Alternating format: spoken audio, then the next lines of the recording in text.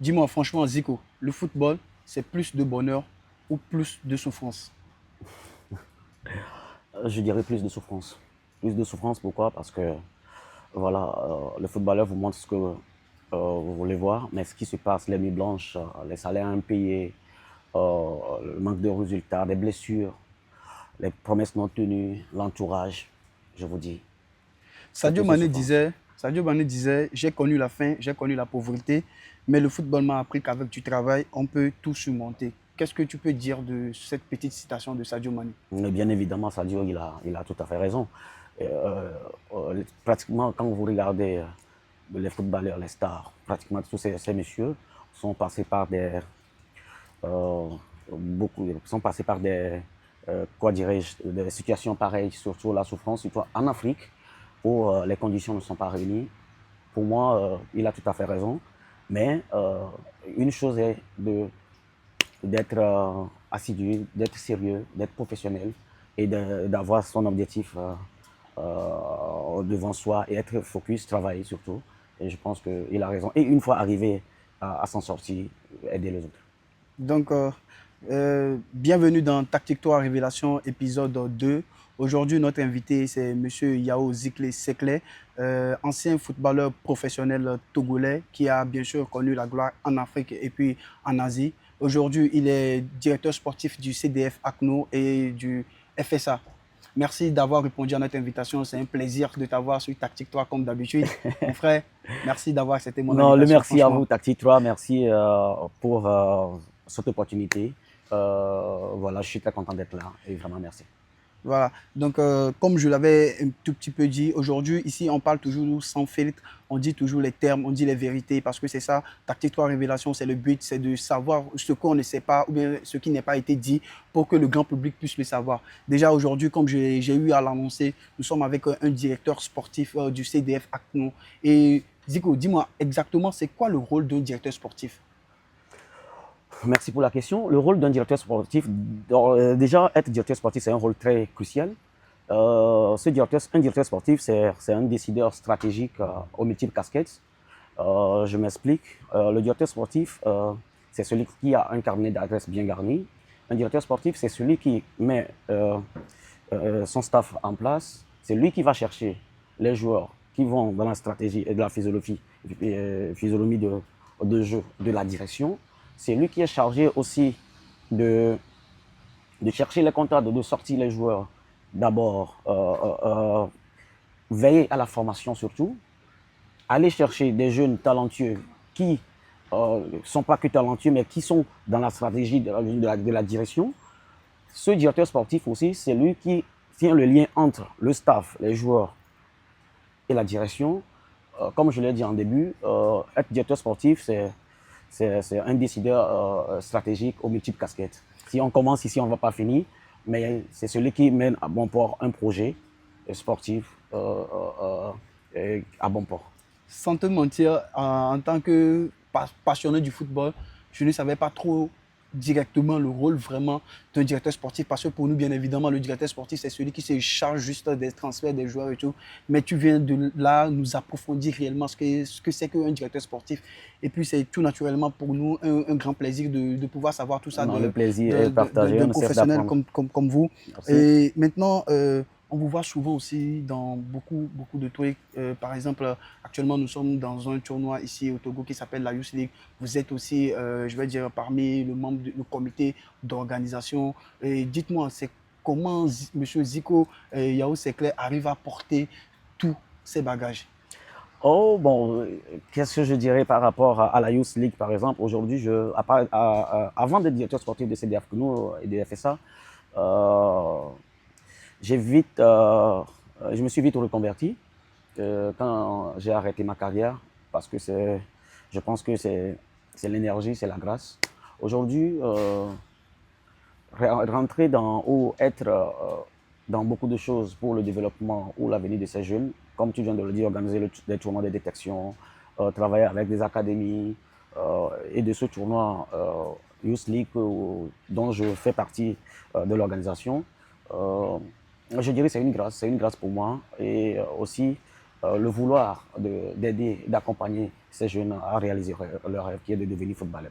Justement, tu l'as un peu effleuré. Quand tu as arrêté ta carrière, tu t'es lancé naturellement tu t'es toujours dit que je vais rester dans le milieu sportif. Comment est-ce que c'est venu? Est-ce que quand tu as arrêté ta carrière, tu t'es dit automatiquement, je vais devenir un entraîneur, je vais devenir un directeur sportif, je vais devenir un manager? Comment ça s'est fait concrètement? Ma reconversion est venue tout naturellement. Je peux dire, je l'ai en moi depuis quand même étant acteur, parce que j'ai eu la chance quand même de côtoyer des agents, Monsieur Nana Atier, Monsieur Rhodes, Hugues Rhodes, Monsieur Balekouni Bombay. J'étais près d'eux, je voyais comment ils faisaient le mandat. C'est quelque chose que j'aimais. Donc, j'ai voulu qu'après ma carrière, embrasser ce métier. Sauf que dans ma carrière, je le faisais sans le savoir, puisque vous n'êtes pas, peut-être que vous ne le savez pas, mais qu'est-ce que j'ai fait? Quand je jouais déjà en Angola, par exemple, j'ai fait venir mon manager ici pour suivre les jeunes. C'est toujours le scouting. Quand j'étais au Gabon, j'ai fait pareil. Quand j'étais en Inde, j'ai fait pareil. Justement, on va parler de cette partie. Mais bon, je voulais maintenant qu'on reste plus dans ce qu'on veut pour qu'une fois qu'on va rentrer aussi dans ça, les gens puissent découvrir ce que c'est vraiment le Zico Yao Sekle qui avait joué au football. D'accord? Merci. Donc, toujours, on reste dans ça. Avant d'être directeur sportif, tu as été joueur par n'importe où. Ton parcours t'a mené dans plusieurs pays, notamment comme tu viens ainsi de le faire. Tu as joué au Togo, au Gabon, en Angola, un peu partout en Asie. Dis-moi, en tant qu'un jeune Togolais, de là où tu es né, d'abord, parle-moi de là où tu es né. Comment est-ce que s'est passé ton enfance? Comment ça s'est fait, en fait? Merci. Pour commencer par rapport à ma naissance, je suis né au Togo, de père et de mère. Déjà, comme tout jeune qui rêve de devenir footballeur, quand tu es né, déjà tout petit, tu joues dans le quartier. Mais moi, tout a commencé en 2003-2004, surtout 2003-2004, où déjà j'avais un oncle qui était président d'un club de district. Donc, il m'amenait aux entraînements. J'étais le plus petit, je pense qu'il avait 8-9 ans, un truc comme ça. Et il m'amenait toujours à l'entraînement avec les grands, hein, les seniors. Donc, c'est moi qui vais aller à la maison, transporter les ballons, le matériel, être toujours premier à l'entraînement. L'entraînement, c'est à 15h, 15h30. Mais moi, déjà à 13h, une fois rentré de l'école, en direction. Le joueur assidu. Voilà. Donc, après, il y avait le championnat scolaire qu'on jouait dans les Oui, déjà, oui, oui. où moi, j'étais déjà capitaine. Et c'est à partir de là que j'ai été détecté par Monsieur Talon, en ce moment secrétaire à Gaza et en charge des tournois Western Union et des tournois Coca-Cola que le ministère ou la fédération avait mis en place qui permettait aux jeunes de s'exprimer, leur talent. Voilà, et d'exposer leur talent. Donc, après, il m'a mis dans une équipe où on a joué les tournois Coca-Cola. Si je me souviens, le premier match, j'avais plaqué 4 buts, le deuxième 2 buts, et à la finale. Tout ça, nous sommes dans 2003-2004. Oui, nous sommes dans 2004, 2003-2004.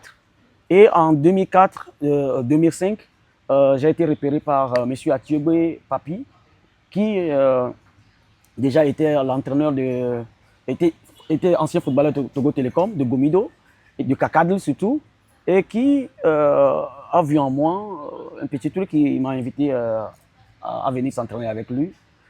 Et Dieu faisant les choses, c'est à partir de là que tout a commencé. Justement, à partir de là, tout a commencé.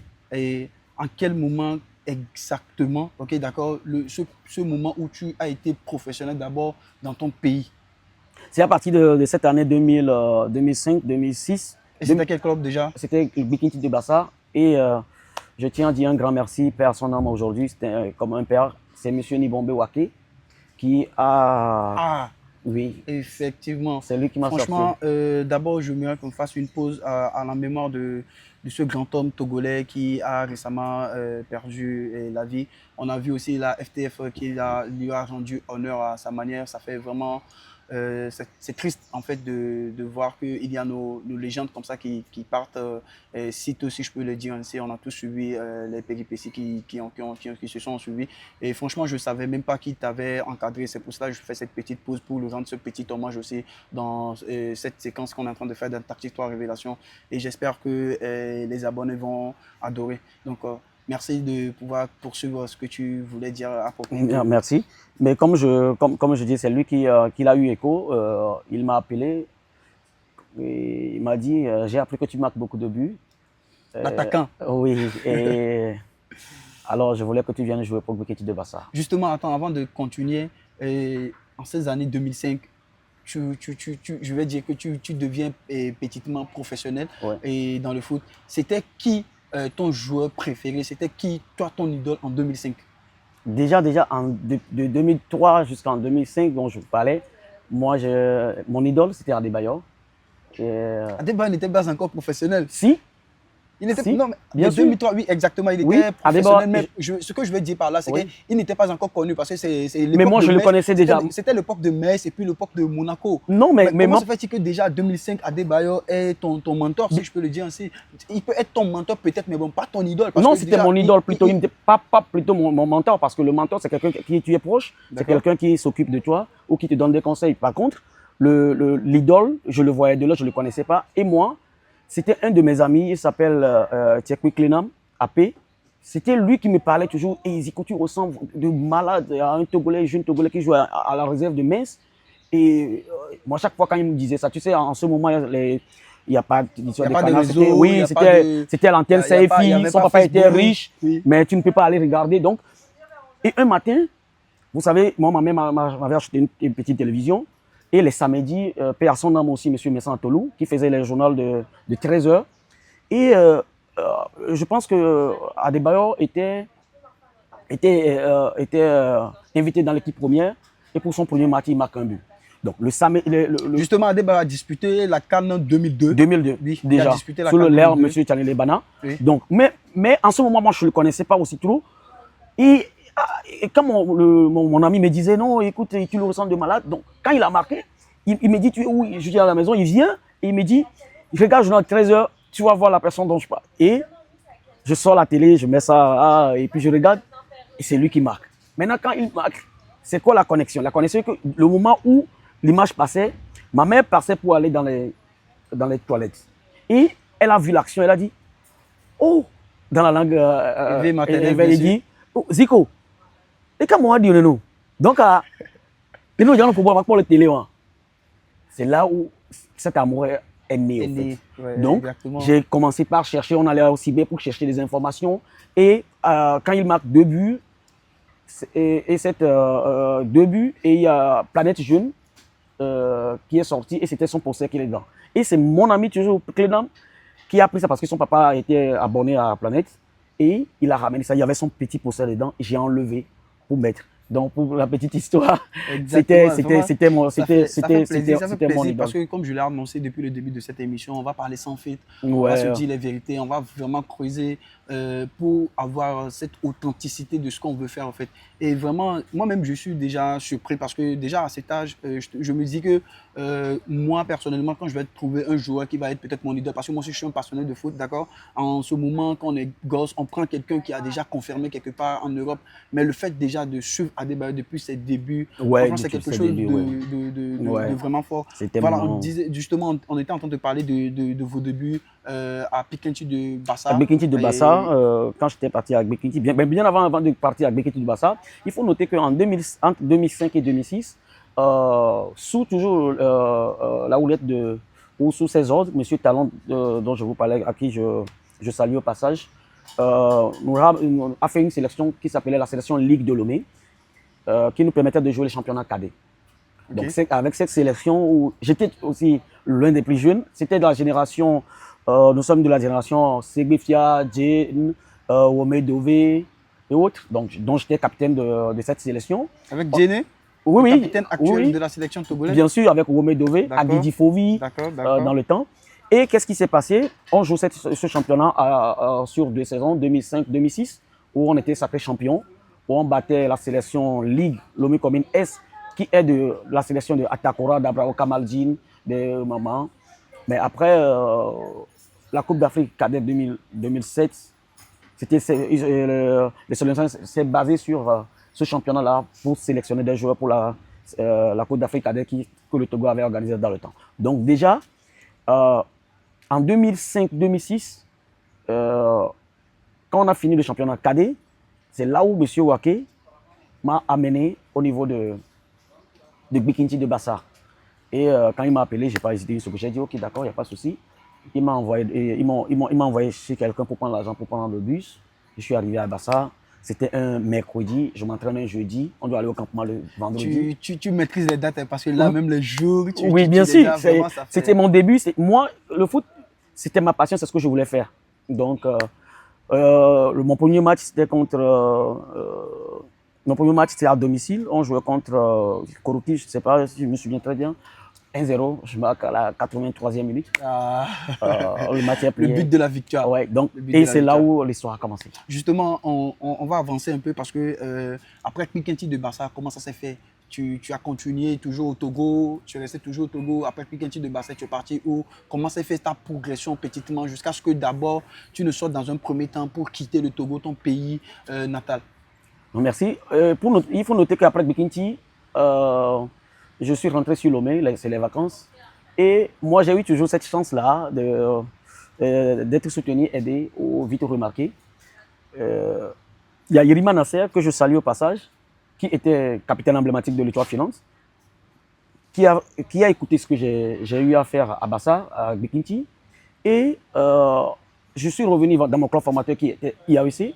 Et à partir de là, il vient s'entraîner avec nous. Il dit, toi, tu as envie d'avancer, tu as envie de gagner, de jouer, tu as la détermination. En début de saison, je vais t'amener à l'Étoile Filante. Moi, en ce temps, quand on parle de l'Étoile Filante, on parle de l'un des plus grands clubs du pays. Ah bon? Ah oui. Dans ces années-là? Oui.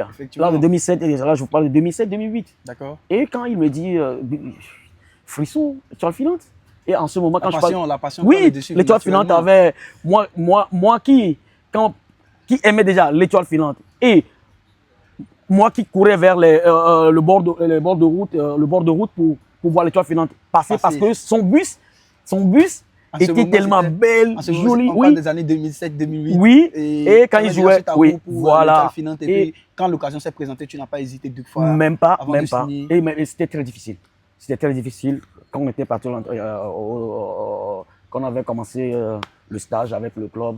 Encore paix à son âme, Kouma Isidore, qui était mon premier entraîneur dans cette équipe, qui m'a tout appris, qui m'a reçu comme son propre fils. Qui t'a eu sous ses ailes, il me produisait des fils. Et puis, on était quoi, une quarantaine à être là pour une nouvelle saison des jeunes, sans les anciens. Il faut se battre, il faut batailler, c'est 45 minutes de course. C'était la première division? C'était la première division, bien sûr. Donc, et au finish, on nous a gardé que 4. Moi, avec David Tibia Koudolaï. Parmi les 40? Plus de 40, une cinquantaine. On vous a gardé que 4 et puis vous faisiez partie des 4? Oui, les 4. Il n'y a que deux à qui on a signé le contrat et c'était moi et Dolaï. Donc, je pense que c'est à partir de là où tout a commencé. J'ai commencé avec cette équipe de l'Étoile Filante. J'ai joué.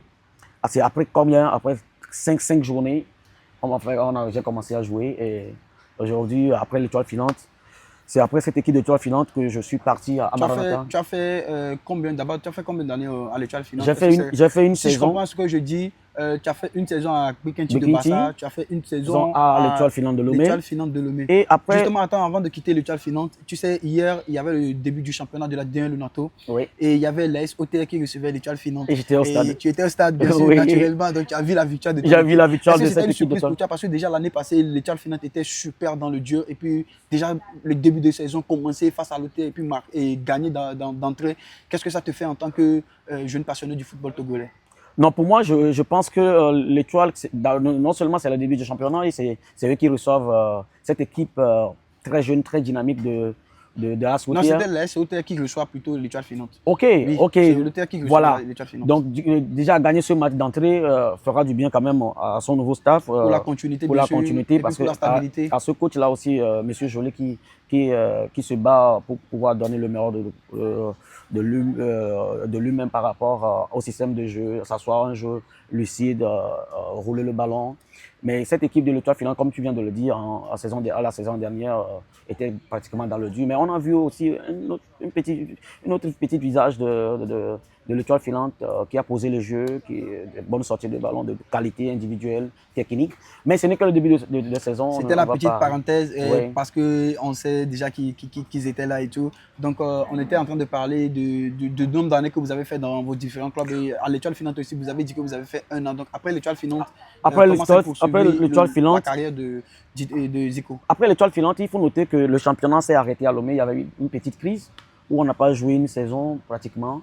Donc, la saison suivante, je suis parti à Maranatha de Donc, si je comprends bien vous dire, déjà, quand vous étiez à l'Étoile filante, vous avez fait une belle saison. Oui. Après la saison qui a suivi, il n'y avait pas eu de Il n'y championnat. avait pas eu de championnat. Donc, il y avait une petite crise de 6-7 mois. Il y avait une année blanche. Pratiquement, Donc, oui. après l'année blanche, vous avez rejoint Maranatha. J'ai regagné Maranatha et après Maranatha, je suis parti au Gabon.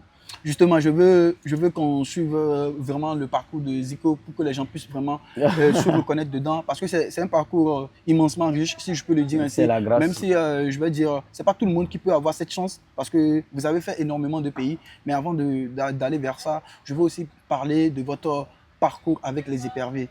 En 2011, vous avez participé au tournoi UFOA U20.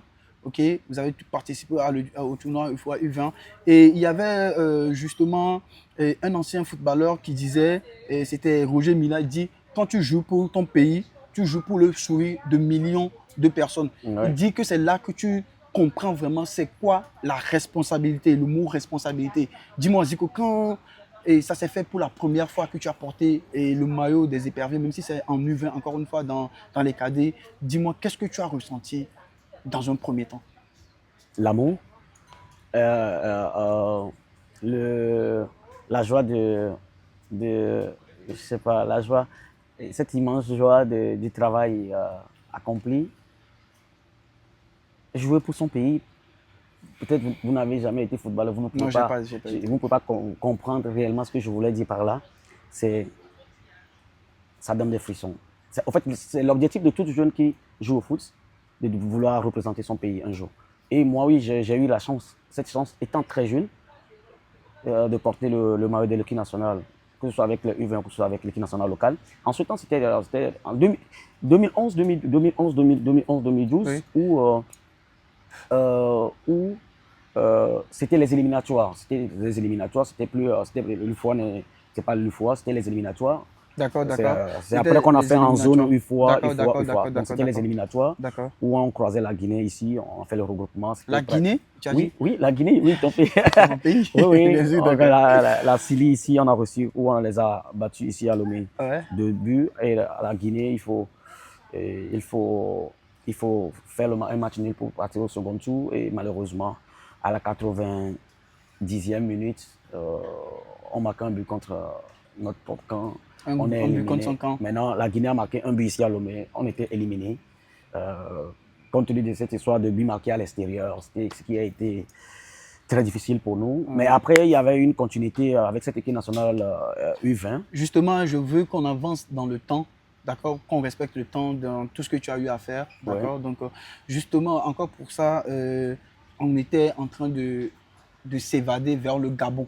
Ouais. Tu voulais me parler du Gabon. Ça s'est fait en quelle année et comment est-ce que ça s'est fait? Et tu sais aussi que pour des joueurs africains, la première fois de prendre un vol, c'est quelque chose, c'est vraiment un moment. Si je peux me dire, est-ce que c'était la première fois déjà de prendre le vol en ce moment? Pour aller au Gabon? Pour s'envoler au Gabon. Pour aller au Gabon? Oui. Non, disons, je demandais, toi personnellement, en tant que Zico Seclé, ok, et c'était ta première fois c'était quand ta première fois d'ailleurs de prendre l'avion? Non, sur le plan footballistique, c'était la première fois d'aller regagner un club, mais avec l'équipe nationale. Donc, U20. Tu as fait l'équipe nationale U20 avant d'aller au Gabon. Le Gabon. Oui, avant d'aller au Gabon. C'est-à-dire c'est après l'équipe nationale que maintenant et les voyages ont commencé pour toi à l'intérieur de l'Afrique. Bien sûr. D'accord. Bien sûr. Donc c'était après quel club ici au Togo? Et puis tu t'es envolé pour le Gabon? Oui, c'était après Maranatha. Après Maranatha. Tu as passé combien de saisons à Maranatha? Une saison également. Une saison. D'accord. Je suis parti au Gabon. Nous sommes dans les années 2012, 2013. Oui, 2012-2013. D'accord. Donc 2012-2013, tu t'envoles pour le Gabon. Je m'envole pour un pays étranger, d'accord, un pays qui ne fait pas partie de l'Afrique de l'Ouest, c'est dans l'Afrique centrale. Quand tu arrives, tu poses tes valises d'abord en tant qu'un joueur étranger qui arrive dans un nouveau pays. Qu'est-ce que tu te dis? Comment tu te sens? Difficile. C'était très difficile. Je me sentais seul, puisque c'est plus le quotidien. Mais ce qui a été bien, c'est que les Gabonais nous ont très bien reçus. D'ailleurs, on a oublié le nom du club en Gabon. Stade Mandi. Stade Mandi. Tu avais signé pour combien d'années déjà? On avait signé pour une année avec une en option. D'accord. Puisque, au fait, Stade Mandi est venu nous chercher ici au Togo. Okay. Stade Mandi est venu nous chercher ici au Togo, moi avec Komla Kato et Geli Kofi. Et comment ils sont venus nous chercher, si je vous raconte l'histoire, c'est aussi... une petite anecdote, on est là pour ça. Oui, on est là pour ça. Une petite anecdote, on joue sur le terrain de Toti les mardis et jeudis. Le terrain d'Adebayor? Oui, le terrain de Toti en face d'Emmanuel Adebayor. D'accord. Et nous, on vient le matin, on nous dit qu'il y a des Gabonais, un club gabonais qui vient chercher les joueurs. Bon, ok. C'est comme ça? Oui, oui. D'accord. Et nous, on finit de jouer, ils ont fait leur sélection, ils sont partis. Moi, je n'étais pas dedans. Sauf que les Gabonais, moi, mon manager dans le temps, M. Nana Akie, avait une relation avec le CF Mounana et les responsables ont parlé de lui à des dirigeants qui sont à Lomé de contacter M. Nana s'ils veulent de très bons joueurs. Sauf que quand ils ont contacté M. Nana dit, ils disent qu'ils cherchent un attaquant, ils n'ont pas trouvé, ils sont venus, ils n'ont pas trouvé Nana. Et M. Nana dit non, écoutez, il les a mangé. À partir de là, il dit il a un attaquant pour eux qui va les plaire. Et il m'a appelé au téléphone. Le lendemain matin, je viens chez eux à l'hôtel. Le secrétaire du club sort. Et me voit. Quand il me voit, il fait quoi? Il retourne, il dit venez, c'est de lui, je vous parlais là. Au fait. Donc le secrétaire t'avait déjà repéré? Au terrain. Et quand ils ont fait leur liste, il a vu que je n'étais pas dedans. Et à l'hôtel, visiblement, c'était le sujet de discussion. Donc quand moi je suis arrivé, il a dit oui, mais c'était toi qui étais candidat, shot, sans marche là, c'était toi qui étais sur le côté, c'était toi qui a t'as marqué, puis tu as plongé et tout, un truc comme ça. J'ai dit oui, mais c'est de lui, pourquoi? C'est de lui que je parlais. Et là, je vous dis, ils ont appelé le manager que j'étais là, et le manager est venu. Je vous dis, c'est là où j'ai signé mon contrat. Donc pour toi, ça s'est fait directement à l'hôtel là, où j'ai signé mon contrat. Et ils sont partis après quoi, une semaine ou 3 jours, mon visa est prêt et je regagne le Gabon. Ce qui veut dire que les Gabonais n'ont pas vu mes vidéos, les Gabonais m'ont vu jouer et ils ont tout de suite repéré quelque chose qu'ils recherchent bien sûr pour leur club. Voilà. Et c'est comme ça que je suis parti au Gabon et la suite appartient à l'histoire. On va toujours avancer dans ça. Au Gabon, tu as fait combien d'années déjà? Au Gabon, j'ai fait une saison. Donc, tu as fait une saison. Oui. Donc, si je comprends bien, tu n'as pas renouvelé la saison qui a suivi. Mais d'abord, avant qu'on ne dépasse ça, déjà, Zico Sekle Yao, on a commencé par tous les clubs togolais. Mais j'ai oublié de te poser la question. En tant qu'un attaquant, tu étais à combien ratio par saison de buts marqués? Honnêtement, il faut noter que j'étais très jeune. J'étais très jeune, c'était difficile. Et ce n'est pas, excuse-moi, entre guillemets, ce championnat où le championnat est, où les jeunes. Non, avant. C'était très difficile. Avant, des défenseurs, c'est des. Attends, je te dis, parce qu'on nous disait, voilà, justement, c'est ça. On nous disait que les enfants ne jouaient pas au foot avant, que c'était les vieux qui jouaient. Parce que oui, parce que ils te rentraient dedans. Donc, quand tu vois des défenseurs, attends. Et puis nous, dans des seuls clubs, on nous donnait des bouts de match aussi. On nous donnait des bouts de match parce 5 minutes, 10 minutes. Oui, 5, 20, 30 minutes. Donc je pense qu'à l'Étoile Filante, j'avais marqué quoi, 3-4 buts toute la saison. À Maranatha, 5 ou 6. D'accord. Mais c'était énorme en ce moment. C'était énorme, vraiment. C'était vraiment énorme. Et déjà, c'est difficile de rentrer dans les 18 jusqu'à avoir le temps de jeu. Et quand tu arrives à rentrer et sur une saison, tu fais 3-4 buts. Je pense que extraordinaire c'est énorme. C'est énorme. Revenons au Gabon, tu as fait une saison, tu as marqué combien de buts? Est-ce que tu as été décisif? Et est-ce que ces recruteurs qui sont venus te chercher ici étaient vraiment ravis de ce que tu as produit quand Déjà, tu es je au vais te Gabon? dire, je suis jusqu'à l'heure où je vous parle, au Gabon, je suis surnommé la flèche de Port-Gentil. Parce que le club est basé à Port-Gentil. Et moi, je suis ce joueur-là qui va très vite, À percutant, la Mbappé ouais, justement. de maintenant. Et donc, arrivé à Port-Gentil, j'ai fait une saison où j'ai marqué 18 buts. 18 buts, Je marque 18 buts. c'est Et énorme. c'est énorme, très énorme. Je marque 18 buts sur la saison. Et moi, c'est moi, je marque 18 buts. Gueli, il en a marqué 22 ou 23. Guéli, Ouais. c'était un attaquant aussi. Oui, Gueli Kofi. Oui, je l'ai raconté à une personne que j'admire aussi beaucoup. Voilà. Donc, au Gabon, c'était ma meilleure ration en termes de carrière. Et je te dis, je suis parti du Gabon avec du goût inachevé parce qu'il y avait plus d'opportunités. Il y avait plus d'opportunités, mais compte tenu de certaines circonstances, j'ai dû quitter le Gabon. Et après le Gabon, c'est le Rwanda et Rayon Sport, l'un des plus grands clubs du pays. Justement, après le Gabon, le Rwanda, comme tu viens de le dire, avant que ça ne se fasse, est-ce que tu as quitté le Gabon directement pour le Rwanda, pour le jeune de Rwanda, ou bien tu es revenu à Lomé avant de repartir vers Je suis revenu à Lomé pour faire une pige à Ange de Montien. Donc voilà, il y a encore une petite Ouais. continuité, si je peux le dire. Bien sûr, toujours au pays. Après le Rwanda. Après le Rwanda, je suis revenu. Excusez-moi, plutôt après le Gabon. Après le Gabon. Vous êtes revenu au pays, au Togo, et vous avez fait Ange de Montien, en ce moment. du président Gagou, qui était au devant de la scène, qui revenait d'une coupe continentale, qui m'ont enrôlé. J'ai fait une demi-saison. J'étais en duo avec là-bas Fodo, on faisait le duo d'attaque. Fodo là-bas. Oui, on faisait actuellement, qui est en Arabie Saoudite. Qui est à Dubaï. À Dubaï plutôt, excusez-moi, aux Émirats Arabes Unis. Et qui est le, je vais dire, l'attaquant numéro 1 de la sélection des bien sûr, aujourd'hui. Bien sûr. Vraiment, tu as un beau parcours parce que déjà, à commencer par ton idole, en 2004, tu étais à Adebayor, et en 2007, tu joues avec Djene, qui est actuellement capitaine de la sélection A. Et puis on a fait pratiquement toutes les catégories ensemble. Fodo là-bas. Ouais, Fodo, lui plus ou moins, c'est notre jeune frère avec qui j'ai côtoyé à Ange de Montien. Et après la mi-saison, je suis parti au Rwanda, à Rayon Sport. Et où j'ai joué la Sekafa. Ils avaient aussi un problème à la fédération, donc le championnat tardait à venir. Donc le club était lancé dans le tournoi, dans la compétition de la Sekafa où on a joué. Et j'ai retrouvé encore mon frère et ami Kofi Gueli. Il était où en ce moment? Kofi Gueli aussi revenait de Togo-Port. Il était rentré. Donc attends, il venait directement du Gabon. Parce que lui, quand moi je suis rentré, lui il a poursuivi l'aventure au Gabon. D'accord. Et moi j'étais revenu à Ange. Et après, le club rwandais a eu écho de ce qu'on a fait en duo au Gabon. Oui. Et il nous a. Donc vous avez rejoué dans le même club, avec Gueli Kofi au Rwanda. Donc, après, et je rappelle encore une fois à ceux qui nous suivent que Gueli Kofi aussi fait partie des membres organisateurs de la Youth League.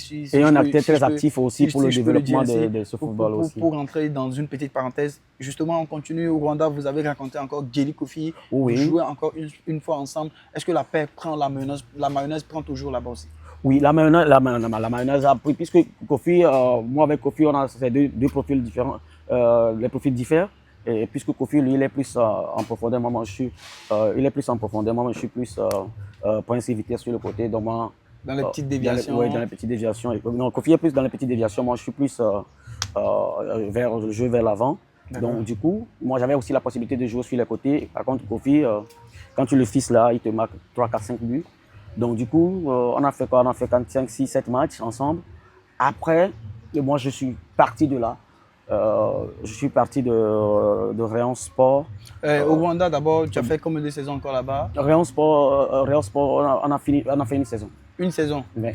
Justement, dans tout ce parcours, je vois que vous faites une saison et je vais dire que ce n'était pas évident, bien sûr pour vous personnellement, parce que quand on est footballeur, quand on arrive quelque part, on veut vraiment se sentir comme chez soi, on veut y rester, si je peux le dire ainsi, mais je vais dire que dans votre parcours, vous n'avez pas cette petite chance de pouvoir rester pendant 1, 2, 3, 4 saisons dans le même club, mais ça ne vous a pas découragé parce que vous avez toujours poursuivi votre aventure. Après le Rwanda, c'est quel pays déjà? Après le Rwanda, je suis revenu à Lomé.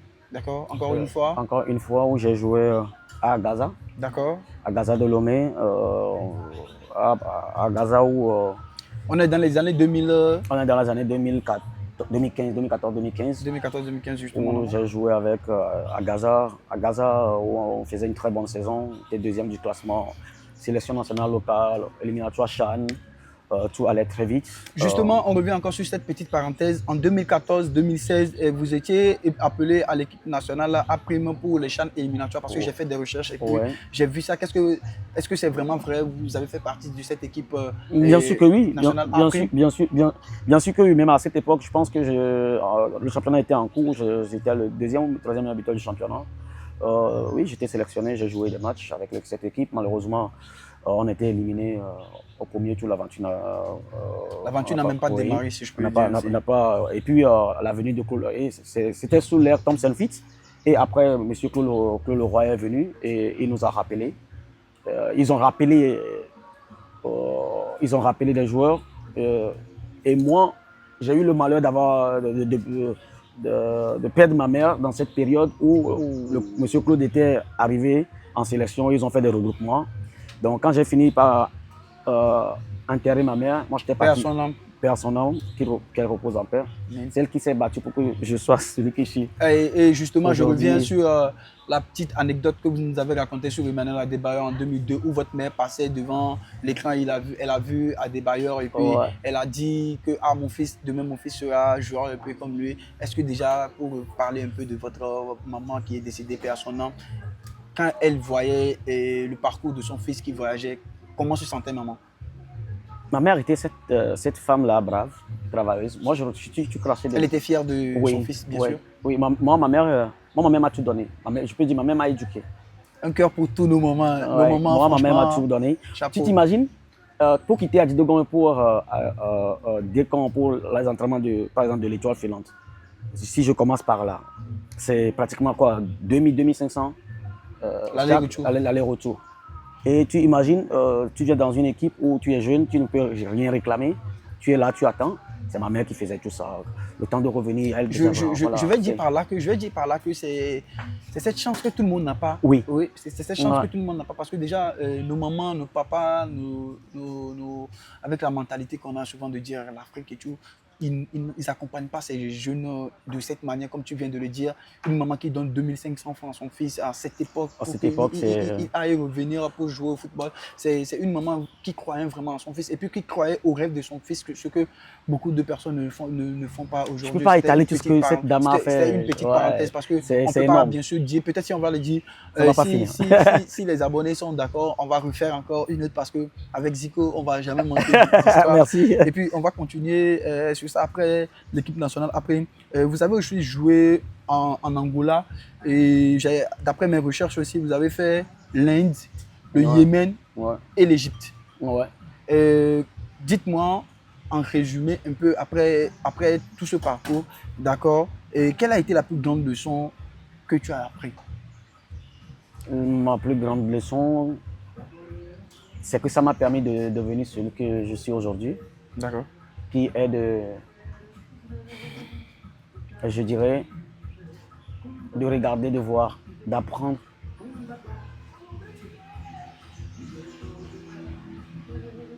La réalité de certaines choses. Justement parce surtout dans mon domaine. Justement parce que dans tous ces pays, les cultures diffèrent. Les cultures diffèrent, oui. Le Maghreb, l'Asie, l'Inde, c'est une population très peuplée. J'imagine, la langue aussi. Déjà, est-ce que à part le français, tu parles portugais, Jacques.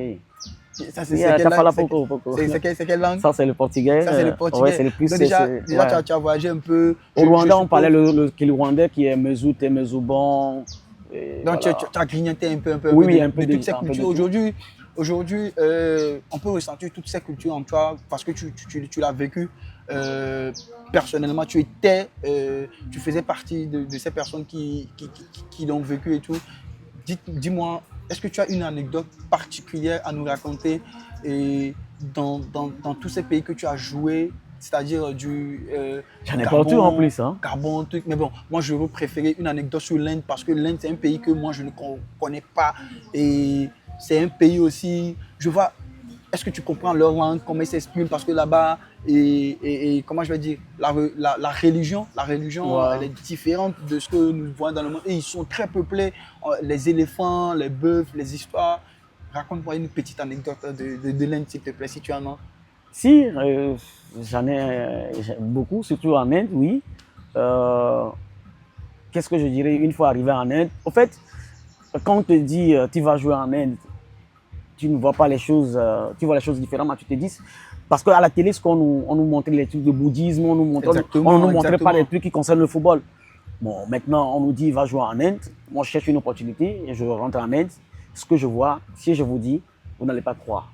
On est là pour ça, dis-nous. En termes d'infrastructure, pour ce qui concerne le football, moi j'ai croisé dans le championnat des joueurs qui ont quitté le championnat espagnol, le championnat anglais, premiership, pour venir jouer en Inde. J'ai vu des stades aux normes internationales. Peuplé, bondé. Bondé. J'ai vu des conditions de travail top de chez top.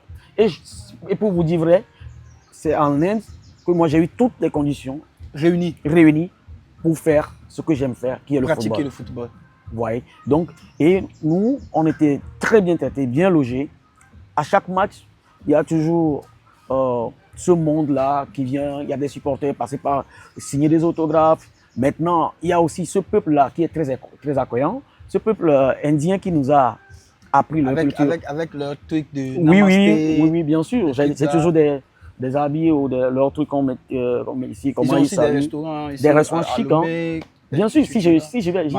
Oui, des la façon dont ils préparent leur riz et puis le moi, j'ai jamais goûté un plat indien. Est-ce que tu t'es invité? Une prochaine fois. D'accord. Donc, c'est noté. Hein? Oui, donc, comme je te le disais, et puis l'Inde, comme tu le sais, l'Inde, c'est un pays très grand.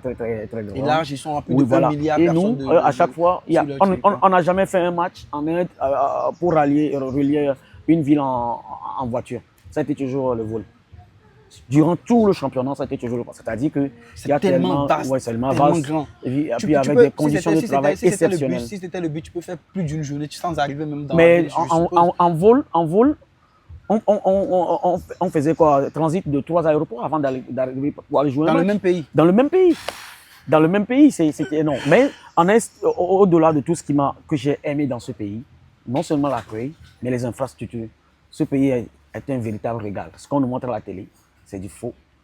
Justement, il y a une ancienne gloire du football africain, si je peux dire ainsi, le meilleur milieu de tous les temps africain, Yaya Touré, qui dit « Le foot t'apporte beaucoup de belles choses, mais il faut toujours se rappeler que c'est un métier.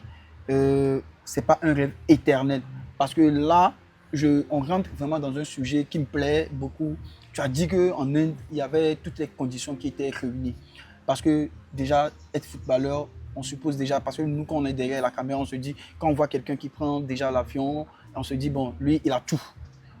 Je ne sais pas si tu comprends ça. Ouais. Lui, il a tout parce que déjà, avec, tu as ton parcours du Togo, Gabon, Rwanda, Angola, il y en a en même temps qui se disent, ah, lui, il est super riche, lui, c'est un millionnaire, lui, c'est un multimillionnaire, il a fait l'Inde, il a fait l'Égypte, il a fait le Yémen. Dis-moi un peu, quand on sort du contexte, quand on sort de ce cadre footballistique, si je veux dire ainsi, étant footballeur professionnel, d'accord, comment on gère tous ces revenus? Ça, c'est la meilleure des questions, si je peux me le permettre ainsi. Vous savez, le football, il y a cette carrière-là qui peut durer 1 ou 2 ans, qui peut durer 10 ans. Qui peut durer jusqu'à 20 ans, Cristiano Ronaldo joue jusqu'à présent 41 ans. Mais c'est l'après-carrière, comme l'a dit Yaya Touré. Parce qu'il a dit que ce n'est pas un rêve éternel, ça va s'éteindre un jour. Et puis après, tu deviens quoi? C'est ton après-carrière qui est plus important. Nous, on n'a pas eu cette chance d'être entouré de bonnes personnes pour nous orienter et nous dire qu'il y a cette après-carrière, alors faites attention. Le footballeur professionnel pense que ce qu'il gagne aujourd'hui, il va le gagner toute sa vie. Ça, c'est la mentalité de tous ces footballeurs professionnels. Sauf que ceux qui sont sortis indemnes sont ceux-là qui ont des alentours, qui ont des gens, des conseillers, qui les ont fait quoi, produit des conseils, ils ont écouté et aujourd'hui ils sont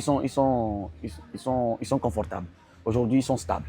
Sinon la vie de luxe, les vêtements, quand tu prends ton salaire, t'as même envie d'acheter le pays même ou même ton club, pourtant c'est insuffisant parce que tu te dis dans un mois ça va tomber, il y a des matchs, des primes de match, des trucs de publicité, ça vient, c'est beaucoup d'argent. Justement, je veux toucher ce point. Quelle a été ta plus grosse prime reçue dans un championnat, dans un match? Parce que l'argent, c'est un sujet tabou. Souvent, quand on parle d'argent, les gens n'aiment pas trop donner les chiffres. Mais avec toi, je suppose que tu peux nous la donner. Déjà, si je peux le dire, durant tout ton parcours, que ce soit au Togo, que ce soit au Yémen, que ce soit en Inde, c'est quoi ta plus grosse prime que tu as reçue? Curieux. Hein? Bon, super curieux. Je te donne une fourchette. Non, il n'y a pas de problème, une fourchette aussi, il n'y a pas de problème. Je te donne une fourchette parce que les gens vont penser que j'ai toujours ça et... Non, on va pas faire ça, mais bon, donc, on y va avec la fourchette. Non, mais en Angola, oui. En Angola, quand je suis arrivé, ce qui a été prévu, c'est pas ce qu'on m'a donné. D'accord. On m'a donné plus. Plus? Oui. Je voulais dire qu'on t'a donné moins, mais le fait de dire qu'on t'a donné plus, oui, on m'a donné plus. Ça me soulage. Quand je vous dis qu'on m'a donné plus, c'est quand le président me regarde en match. Et il regarde ton contrat. Et il regarde en match et il regarde mon contrat, il se dit. Il mérite plus. Je te rappelle, j'ai joué, j'étais compère d'attaque avec Mabouloulou, qui joue aujourd'hui en Libye. En équipe nationale angolaise, qui a mis un but fantastique à la CAN Côte d'Ivoire. C'était mon compère. J'ai vu ce but, Mabouloulou, il nous faisait des célébrations de dingue. Il a raté malheureusement le penalty face à, je ne sais plus trop quelle équipe, mais il avait raté une penalty qui pouvait valoir une autre qualification au prochain tour pour l'Angola. Ouais, justement. Mais c'était une parenthèse pour faire comprendre aux gens. Et leur coach adjoint, Love, était notre capitaine. Et c'était un attaquant. Donc, Love, Mabouloulou, il y avait Chico. Donc, tu étais en concurrence avec tout cela? J'étais en concurrence avec tout ce monde. Et moi, je quittais à Gaza de Lomé pour aller en Angola. J'arrive, première séance, deuxième séance. Mon manager m'appelle, mais qu'est-ce que tu fais, Zico? Le coach n'est pas content. Mais, je te dis, quand tu vois les gars arriver à l'entraînement en voiture, non. Toi, je suppose que en ce moment, tu venais en taxi? Oui, bien sûr. Moi, je venais avec le bus de l'équipe. Pour certains qui n'ont pas de voiture. Mais sauf que quand mon manager m'appelle, il me dit, Zico, il faut que tu bouges un peu. Le soir à la séance, on fait une confrontation. Je plaque 2 buts, la liste sort, je suis dedans. Le week-end, je fais un match, je marque mon premier but, 1-0, on gagne. On sort du contexte, Zico. Oui, bien sûr, on gagne. Donne-moi la fourchette. La fourchette, c'est pour venir à la fourchette. On sort ce match, on gagne 1-0. Le prochain match, on gagne 2-0, où je plaque encore un but. Le président appelle mon manager, il dit, c'est ce qu'on s'était mis d'accord pour payer ça à Zico. Mais là, je pense que pour la prime de Zico, ce ne serait plus $10 000, ce serait entre 10 000 et 20 000. Attends, tu me parles d'une prime de victoire ou bien d'une prime de signature à l'époque? Non, au fait, je te parle de cette prime. De contrat? Ma prime de contrat. Ma prime de contrat. 20 000 ma prime de signature. D'accord. Ma prime de signature. Parce qu'il n'y avait pas eu de transfert. Oui. Donc, c'était ma prime de signature. Donc, ma prime de signature, c'était compris entre 5 et 10 000. D'accord. Vous comprenez? D'accord. Maintenant, comme il voulait me voir d'abord. À l'épreuve, bien sûr, pour voir si c'est un bon investissement. Il a dit, c'était entre, voilà, mais je pense que je vais augmenter. Et j'ai reçu même plus de 20 000 $. 20 000 $. J'ai reçu plus de 20 000 $. Attends, je vais faire une petite pause parce qu'on s'était dit une fourchette, mais là, ce n'est plus une fourchette. C'est l'exact parce que je t'avais dit que tu allais me le dire. Parce que et pour dire vrai, à la signature, il m'a donné 25 000. Il m'a donné 25 000. Les gars, attends, Zico, attends. Quoi? 25 000 $, les gars. En francs CFA, je vous dis. C'était en 2016-2017. Je vous dis, en francs CFA, 25 000 $, c'était à 600 le dollar, 1 dollar, qui était à 600, déjà à 20 000 $. Pourquoi tu fais les calculs? Attends, je fais les calculs parce que nous Je sommes veux, déjà, non, il faut que les gens sachent que je parle de 2016-2017. Je sais. Là, il n'y a plus cette somme-là. Je sais, Pourquoi tu calcules? Attends, je vais juste montrer aux gens que c'est vrai ce qu'on dit dans le foot, au fait. Il y a des chiffres. Ouais. Parce que, comme je te l'ai dit, il y a des gens qui prennent ça en tabou, ils se disent non, on ne fait pas. Peut-être que tu as dit 25 000 $, mais je te dis, il y a des joueurs qui prennent. J'ai suivi un podcast d'un Camerounais qui prend jusqu'à 500 000 $ de primes de match gagnées en Arabie Saoudite et puis une voiture Range Rover. Ouais. Donc, c'est juste pour dire qu'en ce moment, ça rentrait déjà. Et puis là, cela voudrait dire que c'est en Angola qu'on t'a payé ta plus grosse prime. Oui. C'est en Angola? Oui, c'est en Angola. Justement, on était en train de parler de ça. Souvent, la transition entre le football et puis la vie réelle. Samoa Gyan, un ancien joueur ghanéen, disait le plus grand adversaire du footballeur africain, ce n'est pas l'autre équipe, c'est lui-même. Okay? C'est lui-même, c'est ses choix, c'est son entourage et puis c'est son mental. D'accord? Aujourd'hui, où on est, en 2025, Zico Sekle Yao. Qu'est-ce qu'on peut dire de vous aujourd'hui? Qu'avez-vous fait avec tout cet argent que vous avez réussi à gagner tout au long de votre carrière? Qu'est-ce que j'ai eu à faire? Comme je ne peux pas tout étaler ici, mais après, je pense que moi, comme je te l'ai dit au départ, moi, je ne jouais pas pour l'argent. Je jouais parce que c'est ce que je voulais faire. Après, l'argent, pour moi, c'était un bonus. Et le bonus, quand on te dit ça, c'est un bonus, tu fais quoi? Tu fais de n'importe quoi avec parce que tu n'as pas des gens qui vont te dire les choses telles qu'elles sont. Il faut faire ça, il faut faire ça, il faut faire ça. Donc moi, j'étais dans le bling-bling, les voyages, les habits, voilà. Moi, le luxe extérieur. Le luxe Extérieur. Le luxe. Après, moi, j'aidais aussi beaucoup. Je ne peux pas venir sur les réseaux et dire Zico n'avait pas les mains dures. Non, jusqu'à alors là, moi les mains ouvertes. Oui, ça donc donnait. Tu envoies. Il suffit que quelqu'un t'envoie un message pour dire j'ai ça, j'ai ce petit problème. Oui. Justement, tu touches un petit sujet aussi que j'avais pas prévu, mais comme tu viens de l'effleurer, souvent quand on est joueur professionnel, comme l'a dit Asamoah Gyan, son entourage. Comment était ton entourage quand tu étais joueur professionnel? Comment ça se passait? Est-ce que quand un membre de ta famille était dans un problème, ou bien quand un ami était dans un problème, ou bien quelqu'un, il était juste là, Zico, s'il te plaît, je suis dans un pétrin, je veux que tu m'aides. Comment ça se fait? Je pense que quand moi je gagnais de l'argent, des fois c'est moi-même qui allais vers les gens. Donc, sans mentir. Je connais les soucis de la famille déjà. Il faut soulager maman. C'est ce que je faisais. Je faisais. En ce moment, ça venait aussi les écoles. Moi, j'ai une petite soeur qui aimait bien l'école. Moi, j'ai pas eu la chance, mais j'ai pas aimé l'école. Donc, j'ai soutenu la famille. Il y a ma soeur, il y a son marché, ses articles. Mais pour ce qui concerne les amis, je ne peux pas me permettre, ou bien je ne peux pas dire aujourd'hui qu'il y a quelqu'un qui m'harcelait ou. Mais j'ai pensé à ceux qui m'ont aidé, les grains frères, ceux qui m'ont emmené dans des clubs, beaucoup de gens que je ne peux pas venir. En gros, ceux qui t'ont tendu la main. Oui, ceux qui m'ont tendu la main. Et puis ceux que je connaissais pas. Ouais, moi, j'étais reconnaissant d'une manière ou d'une autre. Ce n'était pas des millions, ce n'était pas des centaines de mille, mais ils étaient tous contents. Les vêtements, les voyages, les chaussures de luxe, les marques. Dis-moi, Zico, si tu veux encore une fourchette ou bien tu nous donnes le prix exact, tu t'es acheté quoi de très cher?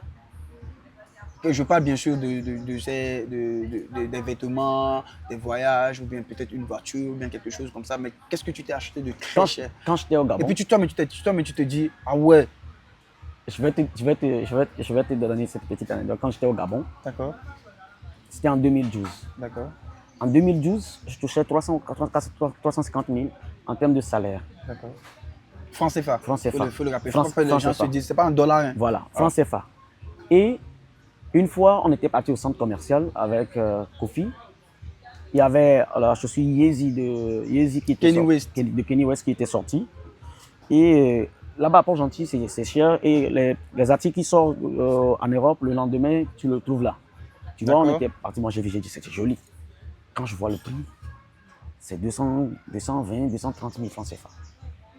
J'ai dit, je prends. Une chaussure? Oui. Je dis, je prends. C'était combien? C'était en dollars? C'était De, 425, un truc comme ça. oui, C'était quand même, nous sommes dans les 400 $, mais en 2012, oui, tu t'achètes une chaussure oui, à plus de pratiquement 400 $. 220 000. La dame qui me vendait D'accord. la chaussure a dit, toi, tu fais quoi? Puisque il n'y a que les marins qui arrivent à Port-Gentil, les gens fliqués, parce que c'était. Oui, Je parce connais que Port-Gentil, c'était- ouais, voilà. Il me dit, je suis footballeur. Il dit, oh, tu es footballeur. Mais quand je dis que je suis footballeur, lui pensait que je suis ce footballeur gabonais qui vivait ailleurs, qui venait là, pas jouer dans le D'accord, Gabon là d'accord, pour gagner ça. Et je prends l'argent. Quand je te dis, Guéli n'était pas content, il était fâché contre moi. Il a dit que tu as oublié d'où tu viens, nanani, nanana. Il m'a dit, j'ai dit, mais c'est mon argent. J'avais pas de responsabilité. Je ne payais pas l'électricité, je ne payais pas l'eau. J'avais pas de loyer à payer. Tu rejoins ce que Roger Mila disait Oui. quand il parlait du football Justement. africain, parce que c'est là que tu comprends vraiment aussi le mot responsabilité. Ouais. Et tu t'es acheté une chaussure À ce prix en 2012. 400, Donc, 400 $. voilà, quand je gagnais déjà 350 000 francs CFA. Donc, imagine quand je prends une prime de 25 000 $, ce que je peux m'acheter. Et je te dis, ce que j'ai acheté, qui est un budget colossal, je ne l'ai pas fait pour moi-même, mais je l'ai fait à mon manager. Ok, À mon manager, intéressant. oui, mais pas à lui Intéressant. aussi directement, mais à sa femme. Très intéressant. Encore Oui, une fois. parce que quand j'étais. Et je vous dis, j'ai passé par l'intermédiaire de Serge Seko, que je salue, que je dis encore une fois merci. C'est Serge Seko avec qui j'ai écrit. Il m'a donné le numéro de son manager qu'il a envoyé du Cameroun en Angola. Et c'est avec lui que j'ai écrit. Et c'est lui qui m'a fait voyager sur l'Angola. Et je vous dis, une fois arrivé, sa femme m'a pris comme son petit frère, m'a reçu. Donc quand je touche l'argent, je fais quoi? Je l'amène des cadeaux. Il n'y a pas de jour que je reviens à la maison sans cadeau à cette dame. Et un soir, je l'invite à la sortie. Et souvent, elle harcelait son mari par rapport à ce qu'elle aime beaucoup, que je ne vais pas dévoiler Dis, ici. ouais, Et mais exactement. Faut pas que les gens comprennent le prix était à 5, 4 000 $, un truc comme ça. Tu as offert un cadeau à 4 000 $. Oui. Et puis, au fait, je ne sais pas si vous pouvez comprendre, me Les comprendre. gars, 4 000 $, c'est 4 000, 2 millions et quelqu'un de francs CFA. Hein, comme Et cadeau. Hein. Et c'était quelque chose de très signifiant pour elle. Elle a toujours ça. La dernière fois, elle m'a appelé avec les enfants. Ils sont actuellement au Portugal. Avec, Ah, ça fait oui, plaisir. oui. Et elle m'a appelé et dit, Zico, ça va? Voilà, elle racontait. Et puis elle parlait avec ma femme. Elle dit, L'histoire. oui, elle revenait toujours En sur fait, ça pour dire merci. La reconnaissance. Merci, la merci. reconnaissance, parce que Mais toi-même de base, tu es reconnaissant. Très. Et puis les gens aussi que tu aides Très. sont toujours reconnaissants envers toi. Et puis moi, je vais vous dire, les 4 000 $, quand tu as l'argent, 4 000 $, c'est quoi? Tu comprends? Et puis, c'est beaucoup d'argent, mais pour moi, c'était pas. C'était pas beaucoup. Je sais pas parce que si c'est l'un de gagnais me déjà, vanter. tu Hein. gagnais déjà. Moi, non, c'est que moi, je pense que l'argent là, mais son mari me fait venir dans un club, je gagne de l'argent. C'était plus que ça, Zico. Ouais, voilà. Et Zico, on va plus rentrer dans ces histoires parce que déjà moi-même ça me fait mal. 4 000 $ comme cadeau à quelqu'un, vraiment même quand j'étais. Ouais, mais c'était pas l'espèce, mais c'était quelque chose qu'elle aimait, qu'elle veut. Ouais, voilà. C'est significatif. Ouais. Justement, aujourd'hui, on prépare. Qu'est-ce qu'on prépare vraiment les joueurs à la vie après le foot? Qu'est-ce que tu peux dire à ces jeunes aujourd'hui qui ont peut-être la chance de devenir des footballeurs professionnels? Ce que toi, Zico, tu as vécu pendant 20 ans de carrière, si je peux le dire ainsi, de 2005 à. Tu as arrêté ta carrière en 2023. 2023. Non, 2020. On est pratiquement. Non, 2021. 2020-2021. Nous sommes pratiquement sur une saison, je vais dire. 4 ans, une carrière sur 20 ans. Oui. Une carrière sur 20 ans. Aujourd'hui, si tu pouvais parler aux jeunes, Yao, Zico, Sekle, de 20 ans, qu'est-ce que tu lui dirais? Toi-même d'abord et maintenant aux jeunes qui nous suivent. Le football m'a permis de gagner beaucoup. Et aujourd'hui, pour dire quelque chose à Yao, je lui dirais avec beaucoup d'humilité. Pour moi, c'était une grâce. Tout ce qui m'est arrivé dans ma carrière, c'était une grâce. Je trouve à travers nos échanges que tu es super croyant. Oui. Tu es super croyant parce que tu lui dis toujours, c'est une grâce. Pour moi, c'était une grâce. Quand je vous dis, Je n'étais pas le plus talentueux de ma génération. Moi, je me battais pour me faire une place. Et je pense qu'aujourd'hui, moi, je ne regrette rien. Sauf que pour parler à cette jeune génération, soyez entourés des personnes vraies et faites attention à ce que. Faites attention surtout À qui vous fréquentez? à qui vous Parce qu'une petite fréquentez. parenthèse aussi pour ça, on a vu le jeune Sénégalais qui est Voilà. décédé au Ghana. De ne Il a pas faire quitté, confiance aux agents bêtement. j'argumente un peu, il a quitté son pays natal qui est bien sûr le Sénégal pour rejoindre le Ghana. Et d'abord, dans un premier temps, c'était une histoire du Maroc. Et puis comment ça s'est passé, ça s'est fini au Ghana, on l'a kidnappé. Après, malheureusement, la mauvaise nouvelle est tombée, il est décédé dans les mains Voilà, des kidnappeurs. Les jeunes d'aujourd'hui, vraiment, ce message est très important pour vous, s'il vous plaît. Donc, prêtez attention à ça. C'est vraiment quelqu'un qui a vécu la chose qui vous le dit. Et puis pour continuer, il faut dire, pour ce message à ces jeunes, c'est que le football ne s'arrête pas sur le terrain, c'est aussi en dehors. C'est aussi en dehors. Le travail seul ne suffit pas, le talent seul ne suffit pas. Il faut de l'entourage, il faut beaucoup de responsabilité, d'engagement, beaucoup de rigueur envers soi-même et savoir à qui faire confiance. Maintenant, le reste, il faut beaucoup plier pour trouver l'opportunité. Parce que après cette carrière, il y a encore d'autres carrières. Quand tu prends par exemple nos anciens gloires, qui aujourd'hui, après carrière, ils n'ont pas eu, il n'y a pas D'accompagnement. d'accompagnement, il n'y a pas eux-mêmes, ils n'ont pas créé de reconversion. Oui, ils n'ont pas investi. Ils n'ont pas investi. D'accord. Mais ceux qui ont eu cette opportunité, combien n'ont pas eu aussi cette opportunité de reconversion et de vouloir aujourd'hui aider les jeunes, ils ne le font pas. Donc pour moi, je pense que tout est une question de foi, tout est une question de travail, tout est une question de vision et d'entourage. Donc voilà. La légende, pour moi, la légende africaine, ok, je dis encore une fois, pour moi, c'est Samuel Eto'o.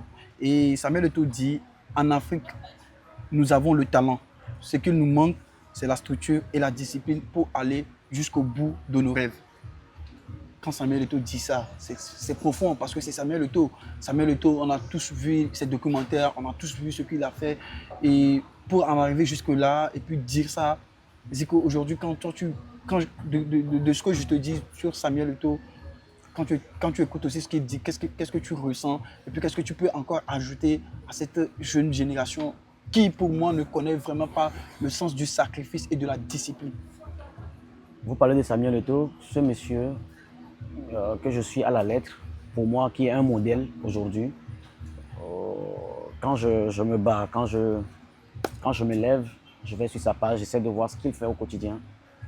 Vous savez, le Mais football. attends, avant de continuer, est-ce que tu es d'accord avec moi que c'est le meilleur joueur africain, la légende africaine? Mais qui va dire le contraire? Il n'y a personne. Ceux qui disent même le contraire, ils le savent. Papa Eto'o, mes respects. Le Ngembe. Comment on l'appelle? Un Camerounais. Ouais.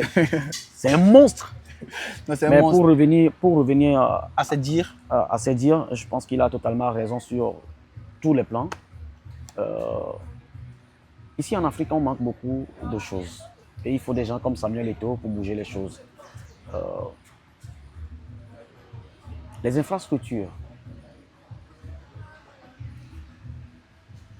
la formation des formateurs, les talents bruts, comment les accompagner. Il y a beaucoup de... il y a tellement beaucoup de choses qui ne se font pas ici. Et les gens pensent que c'est la faute peut-être à des présidents de fédérations ou non. C'est une question de vision, de mentalité. Vous comprenez? Il faut changer les mentalités, il faut accompagner les gens.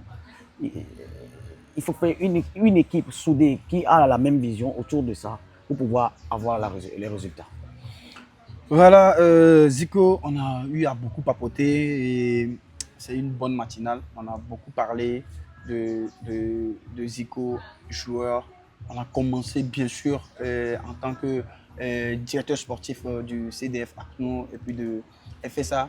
Lors de notre voyage récent en Côte d'Ivoire pour l'UFOA B, où on s'était rencontrés, toi et moi, dans les tribunes. D'abord, dans un premier temps, l'accroche, ok, l'accroche et puis l'énergie qui, quand je t'ai vu, quand tu m'as vu, l'échange qu'on a eu et puis Moi, franchement, j'étais assis derrière, je te regardais, assis à côté de tous ces agents, assis à côté de tous ces scouts, dans le salon, dans le loge. Je me dis, nous avions quelqu'un aussi au Togo. Ok, nous avions quelqu'un aussi au Togo parce que mine de rien, tous ces jeunes ont besoin, comme tu l'as dit au début, le directeur sportif, c'est quelqu'un qui a son carnet d'adresses bien garni. Ouais. Il faut énormément de contacts pour pouvoir propulser, bien sûr, tous ces jeunes qui sont là, qui veulent devenir des footballeurs professionnels, qui veulent hisser leur niveau vers le haut, sur le toit du monde entier. Quand tu regardes aujourd'hui le football togolais en général, le football togolais en général, que ce soit au niveau des jeunes, que ce soit au niveau des A, que ce soit au niveau des juniors et des seniors, que ce soit au niveau des dames, de quoi manquions-nous concrètement?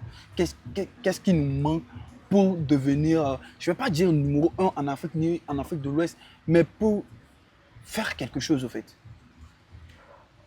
Qu'est-ce que nous manquons? Nous, ici au Togo, si vous le permettez, ici au Togo, on manque de tout.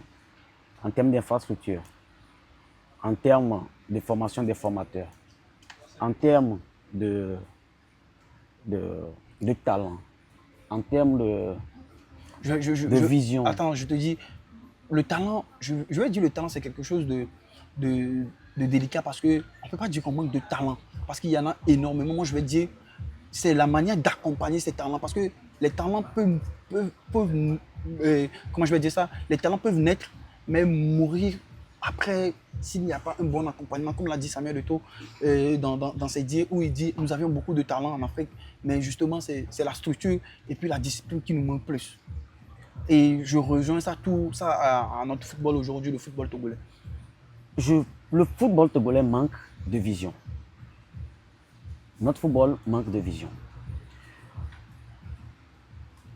Au-delà des infrastructures, au-delà de la formation des formateurs, on n'a pas la chance d'avoir quelqu'un qui a la vision pour le développement, pour hisser ce football plus haut. On n'a pas. Maintenant, nous, jeunes que nous sommes, anciens footballeurs que moi je suis, directeur sportif que je suis, j'ai pris cette responsabilité d'aller vers le Ghana, la Côte d'Ivoire, le Nigeria. Où tu as raconté, bien sûr, énormément de monde, parce que quand on te parle de monde, tu as raconté l'agent de Nicolas Jackson, qui est M. Diomansi Kamara, qui est un très grand consultant que moi j'admire énormément, que je regarde sur Canal+, quand il prend la parole, vraiment c'est quelqu'un qui maîtrise ça, qui maîtrise l'art.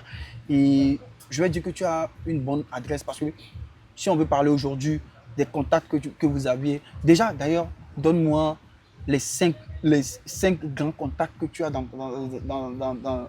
ton téléphone.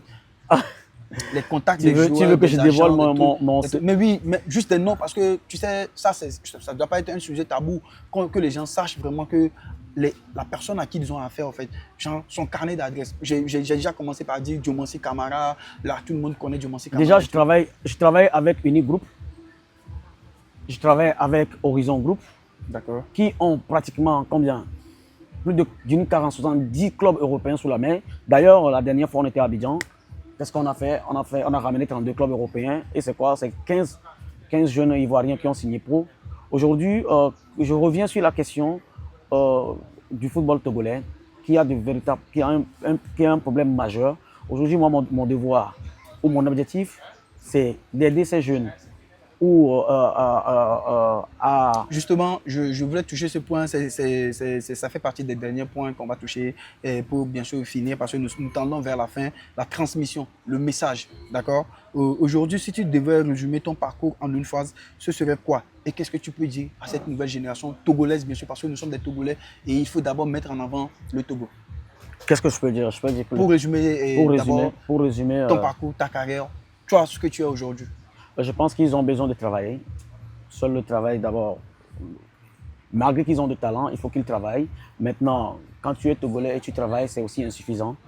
Il faut être entouré de bonnes personnes, tomber sur un bon agent, ne pas se faire manipuler.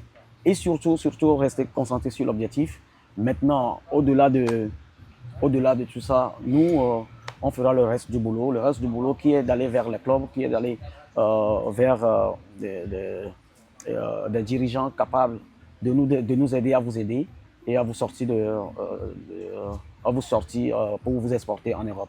Maintenant, pour ce qui concerne notre football, nous sommes d'arrache-pied pour pouvoir mettre les choses en place. Non seulement les infrastructures, surtout la formation des formateurs, ramener ramener les partenaires d'affaires pour des partenariats avec des académies, pour pouvoir faire comme le Sénégal le fait avec Génération Foot, pour le faire comme Right to Dream, pour le faire comme Asset Mimosa, le Ghana aussi, et autres. Donc, moi, je pense que aujourd'hui, nous avons besoin d'être écoutés, nous avons besoin d'être soutenus, nous avons besoin de travailler ensemble pour pouvoir mener à bien ce projet ou cette initiative qui est de changer le vrai visage de ce football. À bon port, mener le football togolais à bon port, comme on aime bien le dire. Nous sommes pratiquement à la fin. Et puis, je veux que tu regardes la caméra et puis que tu dises ce que tu penses du média Tactique 3, qui est un nouveau média dans le domaine sportif. Ah, Tactique 3. Que tu regardes la caméra. Tactique 3, j'ai connu Tactique 3 sur Miabekan de Attic que je salue. Un monsieur, un visionnaire. Salut jeune frère. J'ai vu, mais c'est quoi ce réseau-là? Après, j'ai demandé à Attic. Attic m'a dit, Zico, ils sont jeunes, mais très très dynamiques et tout. Après, quand je suis parti à Abidjan, Dieu faisant la chose, j'ai pensé à toi je tombe sur toi. Donc, le hasard, comme je l'avais touché. Voilà, donc je tombe sur toi, j'ai dit, c'est une aubaine, on a eu une discussion. Oui, et aujourd'hui, voilà, je t'ai invité sur le tournoi de la Youth League. Exactement. Aujourd'hui, on fait ce reportage. J'ai envie de vous dire que Dieu vous protège d'abord, que Dieu mette les bonnes personnes sur vos routes et je vous souhaite tout le bonheur. Ça ne sera jamais facile, mais par sa grâce, vous aurez toujours raison, vous aurez toujours ce que vous voulez, vous allez avancer. Moi, je suis très content de d'abord travailler avec vous et je profite de l'occasion pour te dire merci pour tout ce que tu fais déjà pour moi ou pour les jeunes, parce que quand je t'invite sur un événement et que tu es là pour soutenir, tu me dis Zico, on le fait, quand c'est bon, ce serait bon pour nous tous. Je tiens à te le dire ici devant des milliers de personnes, un grand merci. Tactique 3, non seulement c'est du bon, c'est aussi de l'énergie, c'est aussi de l'amour. On est ensemble. Donc les gars, comme vous venez de le constater, nous terminons cet deuxième épisode de Tactique 3 Révélation avec notre cher invité, avec qui on ne s'est jamais ennuyé. Et on a vraiment parlé vrai, une histoire vraie. On a résumé le parcours d'un grand monsieur aussi, riche, émotionnellement aussi, profond, tout ce qu'il nous a dit. Mais Tactique, j'ai un petit cadeau pour vous. Ah ouais. Ça, c'est le maillot du CDF ACNO. Ouais, ça, c'est le maillot. C'est-à-dire, le directeur sportif du CDF ACNO, il est venu dans notre rubrique Tactique 3. Je ne peux pas partir quand même. Il ne peut pas partir sans ça. Donc, ça fait plaisir d'ailleurs. Ça fait plaisir déjà de recevoir ce maillot du CDF ACNO. Je vais l'apporter, bien sûr, avec plaisir. Pour rendre hommage à cette équipe aussi que je suis, bien sûr, de très près. Je vois tout. Et je voulais vous dire aussi un grand merci à notre vidéaste et réalisateur qui est derrière la caméra, Ali Bruzi, dit X l'honneur que tout le monde connaît. Et je veux dire aussi un grand merci à notre producteur et puis photographe qui est le prince El Sharawi. Et aussi un grand merci à vous, abonnés de Tactique 3 qui nous suivez, parce que c'est grâce à vous aussi que nous arrivons à donner le meilleur de nous-mêmes. Et aujourd'hui, dans cet épisode 2, nous avions eu Zico Sekle Yao. Demain, ça peut être une légende du football africain, comme j'aime souvent le dire. Ce n'est pas juste au Togo, nous ne sommes pas juste au Togo. C'est pour le monde entier, c'est pour l'Afrique d'abord en premier. C'est parce que je veux élever l'Afrique à travers tout ce que moi je fais, bien sûr. Et c'est d'abord merci à vous. Et puis je vais terminer avec Zico. Moi, je me suis donné pour objectif que en 2026, la Coupe du Monde va revenir en Afrique. Est-ce que toi, tu crois en ça?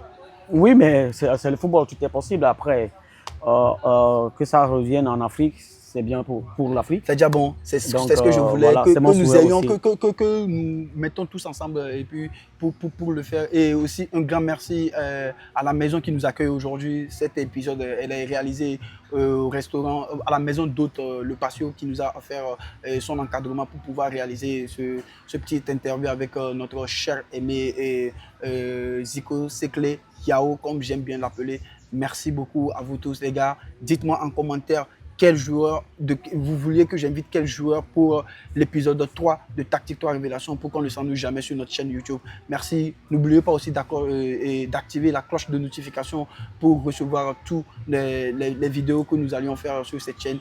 Merci encore une fois. Abonnez-vous massivement à nos différentes chaînes, que ce soit sur TikTok, Facebook, Instagram, YouTube, Snapchat. Nous sommes partout. On va le faire bien. C'est pour le bien de l'Afrique. Et comme l'aime souvent le dire tout fan, ce n'est que le début du commencement. Merci. Donc, fin Tibet, master. Au revoir. Merci.